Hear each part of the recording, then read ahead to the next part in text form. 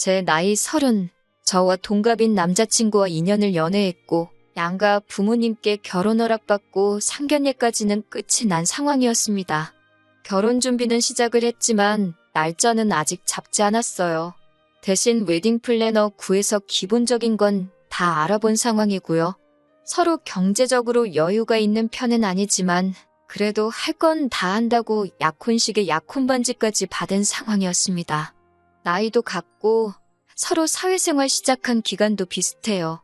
심지어 둘이 버는 돈까지도 비슷하고요. 그 외에도 여러 공통점이 많았는데 그래도 성격적으로 맞고 연애하는 동안 좋은 모습만이 보여줬으니 결혼까지 결심하게 되었습니다. 2년이면 서로를 알아가기에는 충분한 시간이라고 생각했는데 정말 사람은 알다가도 모르겠네요. 저희 부모님은 서울에서 그리 멀지 않은 지방광역시에 거주하고 계십니다. 두 분 다 아직 50대 중반이시고 다 늙어서 자식들한테 손 벌리고 싶지 않으시다며 아직도 두 분 다 경제활동을 하고 계세요. 어머님은 사무실 나가시고 아버지는 택시 운전하고 계시고요. 남자친구 회사가 저희 부모님 살고 계신 지역에 지사가 있어서 그 지역으로 출장이 잦은 편이에요. 연애하는 동안 한 번도 몰랐던 사실을 얼마 전에 알게 되었습니다. 그동안 남자친구가 저희 부모님 살고 계신 지역으로 출장을 갈 때마다 저희 아버지한테 따로 연락해서 같이 식사도 하고 그랬다는 겁니다. 저한테 한 번도 티낸 적 없었고 아버지도 무뚝뚝하신 분이라서 어머니나 저한테 따로 말해준 적도 없어서 전혀 알 길이 없었어요. 솔직히 남자친구가 동갑이라 조금 철부지 같아 보인다는 생각을 받았는데 이런 의외의 사실에 적잖이 감동했어요. 그게 쉬운 일은 아니잖아요? 며느리가 시댁에 먼저 연락하고 안부 전화 드리고 하는 건 많지만 사위가 처가에 먼저 연락하고 시키지도 않았는데 장인어른만 따로 불러내 식사하고 그러는 경우는 드물잖아요. 저도 예비시모 불편해서 먼저 연락하거나 한 적 없는데 남자친구의 그런 의외의 속 깊은 면에 적잖이 감동하게 되었습니다. 아버지랑 친하신 택시 하시는 분이 놀러와서 저희 집 사위 잘 본 것 같다고 자랑처럼 늘어놓으시면서 이 사실을 저를 포함해서 어머니도 알게 되었어요. 비록 남자친구가 샀다는 그 식사가 동네에 있는 허름한 기사식당이긴 했지만 출장 가서 일 보는 것도 정신없고 힘들 텐데 일부러 시간도 내고 신경 쓰고 있다는 사실 하나만 가지고도 충분히 감동할 만한 일이었죠. 백반 먹은 게 끝내 아쉽기는 했지만 그 상황도 이해가 갔습니다. 저희도 결혼 앞두고 한 푼이라도 더 모아보겠다고 돈을 엄청 아끼고 있는 상황이었거든요. 하루는 저희 어머니한테서 연락이 왔어요. 예비사위가 당신들한테 이렇게 잘하려고 노력하고 있는데 저도 예비시댁에 뭐라도 하나 하는 게 경우가 맞지 않겠냐고요. 어머니 말씀이 100번 맞는 말이었지요. 남자친구 속 깊다, 대단하다 말은 하고 있지만 저는 그 사실을 알게 된 후에도 여전히 예비시모인 어머님이 어려웠고 먼저 연락드리는 건 엄두도 못 내고 있었거든요. 막상 제가 개인적으로 어머님한테 연락을 드려서 같이 식사하자고 말을 하려니 도무지 입이 떨어지지가 않았어요. 남자친구는 잘하고 있는데 저는 왜 이 모양인가 싶을 정도였어요. 해도 도무지 어머님하고 같이 식사하고 싶다는 말이 나오지 않으니 남자친구를 만났을 때 저한테 대신 전해달라는 식으로 부탁을 하게 되었습니다. 남자친구는 갑자기 어머니랑 식사는 왜 하려고 하느냐며 놀라더라고요. 그래서 제가 남자친구가 출장 갈 때마다 아버지 만나 식사하고 연락드리고 하는 거 다 알고 있다고. 고마워서 보답을 하고 싶은데 도무지 내가 먼저 연락드리기는 어려우니 대신 좀 부탁한다고 말을 꺼냈지요. 그런데 남자친구는 다른 것보다 표정에 당황한 기색이 역력했어요. 저한테 아버님이 자기랑 식사하고 있다는 사실을 먼저 말을 하셨느냐고 질문부터 하더라고요. 그건 아니고 어쩌다 알게 되었다 알려줬습니다. 그런데 왜 저러나 싶더라고요. 칭찬받은 일에 당황을 하고 있으니 말입니다. 그냥 그게 멋졌고 부끄러워서 그러는 건가 싶었어요. 그런데 남자친구는 마치 저한테 확인이라도 받으려는 듯 아버지가 따로 말한 건 없었느냐며 계속해서 물어왔어요. 왜 저러는가 싶었는데 그때는 남자친구가 제가 어머님과 단둘이 만나는 게 불편한가 하는 생각이 들었습니다. 혹시 불편해서 그러는 거냐? 그러면 어머님하고 식사는 따로 안 하겠다 그렇게 말을 했더니 남자친구는 제 반응을 살피면서 그런 건 아니고 하면서 말끝을 흐렸습니다. 너가 우리 집에 잘하니 나도 너네 부모님께 잘하고 싶어서 그러는 거다. 몇 번을 이야기한 끝에야 남자친구는 어머님한테 연락을 해서 약속 시간을 잡아줬어요. 이후 제가 어머님하고 만났을 때 어머님이 아주 보통이 아닌 분이라는 걸 느꼈거든요. 그래서 남자친구가 이때 저한테 어머님을 결혼 전에 겪어보게 하고 싶지 않아서 그랬던 거라고 생각을 했습니다.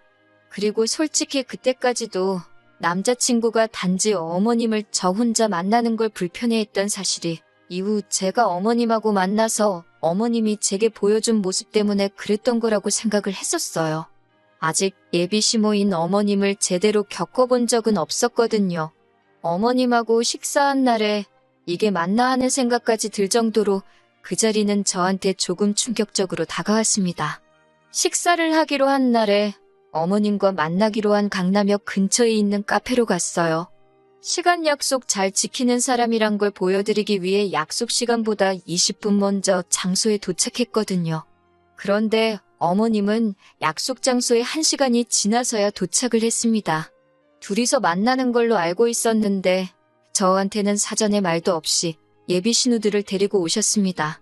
남자친구랑은 터울이 좀 있고 둘이서는 연년생으로 대학생이에요. 연애하면서 남자친구가 동생 이야기는 거의 하지 않았고 실제로 봤을 때도 낯을 가리는 건지 오빠가 어려운 건지 거리두고 있어서 그냥 안 친한가 보다 생각을 했었거든요. 그런데 말도 없이 예비 신우 둘을 끌고 오니 조금 당황스럽기도 했습니다. 지각한 건 생각도 나지 않았어요. 어머님도 혹시 며느리 되는 내가 불편해서 그랬겠지 하고 깊게 생각하지 않으려 했습니다. 어머님께서도 오래 기다렸느냐면서 저한테 곧장 미안하다는 말을 하셨고요. 늦은 이유가 예비 신우들이 저 만난다고 예쁘게 꾸미고 오느라고 화장 고치고 옷 갈아입고 하다 보니까 생각보다 시간이 더 걸렸다고 하시더군요. 신우들 철없는 게 어머님 잘못은 아니니 그냥 그러려니 하고 말았어요. 식사를 하기로 미리 정해져 있던 거였으니 저도 시간 맞춰 나온다고 점심 식사를 따로 하지 않고 나왔습니다. 원래는 어머님하고 어색한 것도 있고 좀 친해져 볼 요량으로 대화 좀 하다 가려고 카페에서 선약을 잡았던 거거든요. 그런데 시간이 너무나 늦어버렸으니 그냥 곧바로 식사하러 가시겠냐고 물어봤지요. 그런데 어머님은 예비 신우들과 집에서 식사를 대충 하고 나오셨다는 거예요. 같이 식사하기로 한 약속이었는데 벌써 밥을 드시고 오셨다니 무슨 생각으로 그러셨나 했는데 제가 밥을 산다고 해서 예비 신우들이 괜찮은 곳을 알고 있다며 뭐 먹을지를 정해서 예약을 해놓았다고 하더라고요. 지금은 가봐야 브레이크 타임이라 열지도 않았을 거고 2시간은 더 기다려야 하니 그냥 딴 데 가지 말고 여기서 있다가 시간 되면 일어나서 가자고 하더라고요. 일정을 마음대로 하실 거였으면 애초에 저한테 미리 말해줬으면 좋았겠다 싶은 생각도 들었어요. 보아하니 식사 시간까지 한참 남았으니 일부러 천천히 준비해서 약속된 시간보다 늦게 나온 게 아닐까 하는 생각도 들더라고요. 예약 시간 기다리면서 카페에서 보낸 2시간은 정말이지 최악이었습니다. 빈속으로 저녁 시간 될 때까지 버티는 것도 고역이었지만 그래도 카페다 보니 간단한 음료수나 요깃거리가 있어서 버티는데 어려운 점은 없었어요. 그런데 저는 마치 꺼다 놓은 보릿자루, 그 이상도 그 이하도 아니더라고요. 어머님은 예비 신우들하고 수다 떠느라고 저는 신경도 쓰지 않고 있었어요. 어린 예비 신우들이 그 자리에서 저를 챙겨줄 거라고는 기대도 안 했지만 조금 너무하다도 싶었습니다. 일부러 제가 모르는 이야기만 골라서 하는 건지는 모르겠는데 그렇다고 예비시모 앞에서 핸드폰 꺼내서 딴짓하고 있기도 그렇고 예비신우들 대화에 끼려고 하니 도통 무슨 주제로 대화를 하는지도 모르겠고 아는 거 하나 나와서 아는 척이라도 하면 예비신우들은 아직도 낯을 가리는 건지 그 주제로는 더 이상 대화를 하지 않고 그대로 대화가 뚝 끊겨버리고 거기까지야 물과 기름처럼 섞일 수 없다는 신우와 며느리의 숙명이라 생각하고 그냥 넘어갈 수 있었지요. 어머님도 며느리랑 둘이 있으면 부담스럽고 불편할 테니 딸들 데리고 나왔겠거니 싶었고요. 아무튼 그런 고행의 시간도 지나게 되어 드디어 식사를 위해 예비 신우들이 예약해뒀다는 장소로 자리를 옮기게 되었습니다. 그런데 식사 장소라고 도착한 곳이 강남에 있는 고급 오마카세 일식집이었어요. 가격을 보니 웃음도 안 나오더군요. 1인당 24만 원이라는 말도 안 되는 가격이었습니다. 이런 좋은 곳 와서 술이 빠지면 쓰냐고 술 한 병까지 추가하는 바람에 계산할 때 보니 110만 원이라는 거금을 내게 되었어요. 돈값을 하기는 했어요. 정말 잘 나오긴 하더라고요. 남자친구한테 청혼받으면서도 이렇게 비싼 밥을 먹어본 적은 없습니다. 어차피 제가 사기로 했던 거 눈물을 머금고 계산을 하기는 했지만 그래도 제 한 달 생활비보다 큰 돈을 음식점에서 계산을 하게 될 거라고는 상상도 하지 못했어요. 예비 신우 2명은 음식 나올 때마다 소리를 빽빽 지르면서 음식을 입으로 넣지는 않고 핸드폰 사진 안에 담는다고 이 각도에서 사진 찍고 저 각도에서 사진 찍고 난리도 아니더라고요. 비싼 가격답게 한 타임에 가게 안으로 10명 이상 들어올 수 없는 곳이긴 했는데 그래도 다른 손님들도 있는데 자기들끼리 신나서 다른 사람들이 눈치 주는 게 제가 다 느껴질 정도였네요. 좋은 마음으로 만든 자리였고 남자친구가 아버지한테 했던 걸 보답하기 위해 마련한 자리였지만 당장 남자친구는 아버지 식사 대접한다고 기사식당 데려갔던 것 치고는 조금 과했던 게 아닌가 생각이 들었습니다. 만약에 어머님만 나오셨었더라면 이 돈을 내는 게 그렇게 아깝다거나 이 상황이 뭔가 싶거나 하지는 않았을 거예요. 집에 돌아와서 저희 어머니한테 그날 있었던 일을 말했더니 어머니도 놀라서 말을 잇지 못하시더라고요. 어떻게 그냥 마음속에 참을인자 새기면서 넘어가 볼까 했는데 혹시나 아무 말도 안 했다간 이게 처음이 아니게 될 수도 있겠구나 하는 생각이 들었습니다. 그래서 남자친구한테 전화를 했어요. 혹시 어머님이 동생들도 같이 데리고 나간다는 말을 했느냐? 내가 100만 원 넘게 쓰게 되는 거 이미 알고 있었느냐고 물었죠. 남자친구는 알고 있었다고 하더라고요. 자기가 제 가족에게 잘하는 것만큼 저도 자기 가족한테 잘하고 싶다고 하지 않았느냐면서 먼저 말 꺼내놓고 이제 와서 싫은 소리 하는 게 맞냐고 되려 저한테 되물었어요. 좋은 마음으로 시작한 일인데 이게 오히려 싸움의 원인을 제공할 줄은 몰랐습니다. 하지만 그래도 짚고 넘어가야 할 건 짚고 넘어가는 게 맞다는 생각이 들었어요. 다른 건 몰라도 너네 동생들이 남의 돈 쓰는 거 너무 쉽게 생각하는 거 아니냐고. 따지고 보면 어차피 결혼해서 한 가족이 될 테니 자기 오빠 돈이나 마찬가지인데 그깟 사진 몇 장 찍어서 주변에 자랑하려고 우리 형편에 한 끼에 100만 원씩 하는 밥 먹으러 가는 게 옳은 행동이냐고요. 남자친구는 아무 대답도 못하다가 기어이 만능 치트키를 쓰더군요. 너 지금 우리 엄마한테 돈 쓴 게 아까워서 그러는 거냐고요. 제가 돈 몇 푼에 치사하게 구는 사람으로 만드는 거였어요. 좋은 마음으로 한 거면 그냥 좋게 끝내면 되지. 돈까지 다 내고 나서 그러는 건 또 뭐냐고 저를 쪼잔한 사람으로 만들더라고요. 당장 자기도 출장 가서 식비 나오는 거 편의점 도시락으로 때우고 돈을 남겨올 수도 있고 아니면 먹고 싶은 거 사 먹을 수도 있는데 자기는 그거 저희 아버지한테 쓴 게 하나도 아깝지 않았다고 하는 겁니다. 당연하겠지요. 백반 한 끼 둘이서 먹는다고 해봐야 저희 부모님 사는 지역에서 아무리 비싸도 10,000원이면 해결하거든요. 나도 니네 가족들한테 밥 사준다고 하고 꼴랑 10,000원 쓰고 나오면 이딴 소리 안 나왔다는 말이 턱끝까지 차올랐는데 남자친구 말 맞다나 좋은 마음으로 시작한 건데 그걸 가지고 돈이 아깝네 하면서 싸우면 괜히 사이만 더 나빠지는 게 아닌가 싶어서 그냥 참았습니다. 하지만 속으로 더는 먼저 제가 뭐 해주겠다, 사주겠다는 말은 하지 말아야지 하는 결심을 했어요. 남자친구 가족들이 정도가 없는 사람들인 걸 뼈저리게 깨달았거든요. 그런데 차라리 이때 대판 싸우고 갈라졌으면 더 좋았겠다 싶을 정도로 큰 사건이 터지게 되었습니다. 아예 모르고 살았으면 싶을 정도로 엄청 더러운 사실이 숨어 있었어요. 그 일이 있는 뒤로 얼마 후에 남자친구가 또 출장이 잡히게 되었습니다. 솔직히 저는 아직 그날의 앙금이 다 가시지를 않아서 남자친구한테 이번에도 아버지랑 같이 식사할 거면 좀 괜찮은 걸로 대접해드리라고 부탁을 했지요. 그리고 남자친구가 출장을 떠난 날 궁금하기도 해서 아버지한테 전화를 한 통 드렸어요. 그런데 아버지가 기분이 엄청 좋아 보이시더라고요. 예비사위가 매운탕 사줬다면서 밥 잘 먹었다고 저한테 자랑을 하시더군요. 기분 좋아서 술도 한잔 하셨다고요. 평소에는 무뚝뚝하신데 낯설하시고 기분이 좋아서 신이 나 계시는데 좋은 거 사드리라는 게 고작 매운탕이라니 섭섭하기도 했지만 아버지가 저렇게 좋아하시니 그냥 좋게 생각하기로 했습니다. 아버지는 덕분에 예비사위랑 낮술도 하고 좋으시다며 신이 나셨고 그 와중에 사위 고생한다며 매운탕 얻어드시고는 용돈하라고 20만 원을 줬다고 하시는 거예요. 20만 원이면 아버지가 하루 종일 일하셔도 못 버는 돈인데 그래도 예비사위가 나이 젊은 것 치고 속이 참 깊은 사람이라며 딸 덕분에 아주 훌륭한 사위 본다고 동네방네 자랑해야겠다 좋아하시더라고요. 왠지 그 말을 듣는데 마음이 다 아팠어요. 그런데 그날 새벽에 낮에 그 통화가 거짓말처럼 느껴질 정도로 모든 게 다 뒤집어져 버렸습니다. 아버지가 분노 가득한 목소리로 전화가 왔어요. 결혼이고 회사고 다 필요 없으니까 당장 집으로 내려오라 호통을 치고 전화를 끊으시더군요.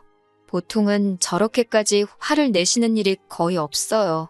무슨 일이 있나 하고 어머니한테 전화를 드렸는데 어머니도 네가 직접 와보면 알 거라고만 하시고 별말이 없으시길래 무슨 일이 나도 큰일이 났구나 싶어서 부랴부랴 택시 잡아서 부모님 댁으로 향했습니다. 집에 도착하니 남자친구가 저희 부모님 앞에 무릎을 꿇고서는 잘못했다고 빌고 있더라고요. 이게 다 무슨 일이냐고 부모님한테 왜 쟤는 여기 와서 무릎 꿇고 빌고 있는 거냐 물어봤더니 궁금하면 직접 물어보라고 하시길래 남자친구한테 말해보라고 했습니다.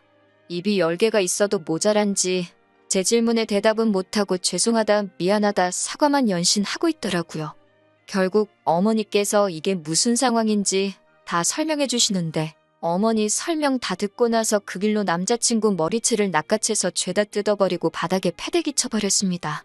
아버지가 그날 낮술도 하시고 남자친구 용돈하라고 큰 돈도 줬으니 낮에 일도 못하고 돈도 못 벌어서 평소에는 잘 안 하시는 야간 영업을 나가신 거예요. 그렇게 번화가에서 손님을 하나 태우게 되었답니다. 젊은 커플이 술에 징하게도 취해서 혀는 다 꼬부라져서 반말 찍찍 내뱉으며 근처에 있는 숙박업소로 가라고 했다더라고요. 그런데 목소리가 익숙하고 위화감이 느껴져서 룸밀러로 승객을 쳐다봤더니 다른 놈이 아니라 남자친구였던 겁니다. 옆에 앉은 여자는 옷 입은 꼬라지를 보아하니 술집에 나가는 여자였다고 하고요. 순식간에 상황 파악이 끝난 아버지가 여자한테는 몸성하고 싶으면 여기서 내리라고 한마디 하셨다고 해요. 여자는 술이 남자친구보다 덜 취했는지 아버지 말 듣자마자 쫄아가지고 차에서 주랭랑을 쳤다고 합니다. 남자친구는 옆에 탄 여자가 갑자기 도망쳐버리니 어디 가냐고 하면서 따라 내렸고요.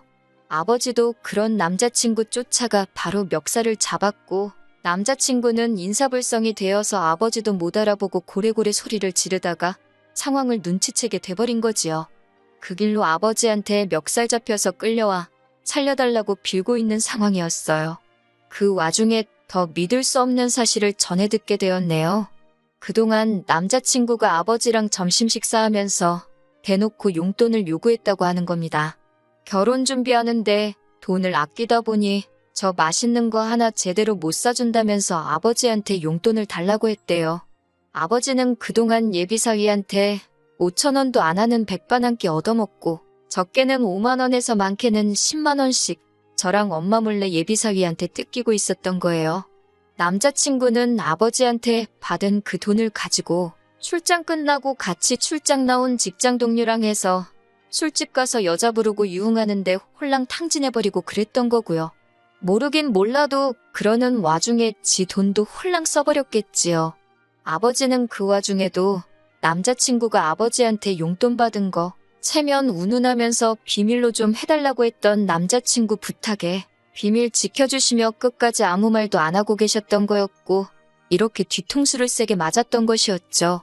생각해보니 남자친구도 자기가 출장 가서 예비장인이라고 같이 식사도 하고 평소 성격이면 그걸 가지고 저한테 생색을 내도 12번은 더 냈을 텐데 아무 말 없이 있었던 게 저렇게 찔리는 구석이 있었기 때문이었던 겁니다.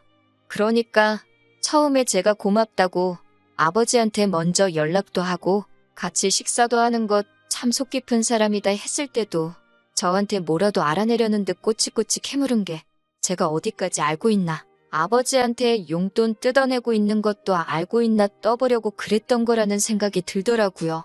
다른 건 몰라도 결혼 약속한 상대방 두고 술집 다니면서 여자한테 돈 쓰고 그러는 놈하고 결혼하는 건 제가 머리에 총 맞은 것도 아니고 무슨 일이 있어도 용서해 줄 만한 상황이 아닌 거라는 건 누구보다 제가 제일 잘 알고 있었어요. 심지어 그 유흥비 또한 예비장인어른 얼마 벌지도 못하는 푼돈 뜯어서 다닌 거였으니 말 다 했지요.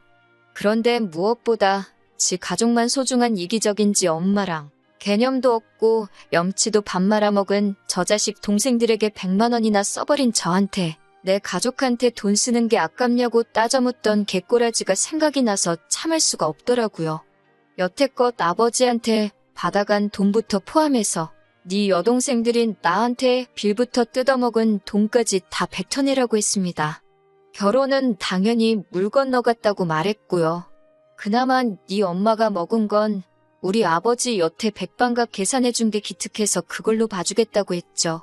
뭐 그 돈이라고 해서 다 합쳐봐야 200만 원도 안 되는 푼돈이겠지만 머리채 몇 번 쥐어뜯은 걸로 끝내기에는 평생 두고두고 후회할 것 같은 생각이 들어서 어떻게든 돈이라도 받아내려고 했던 거예요. 그런데 남자친구는 이미 자포자기를 한 건지 어차피 결혼은 물 건너갔구나 그렇게 생각을 한 건지 헤어지면 헤어지는 거지 뭘 돈까지 내놓으라고 그러냐고 배째라고 그러더군요. 차라리 자기를 기분 풀릴 때까지 때리라는 겁니다. 몇 대 때리는 걸로 기분이 나아지겠나요?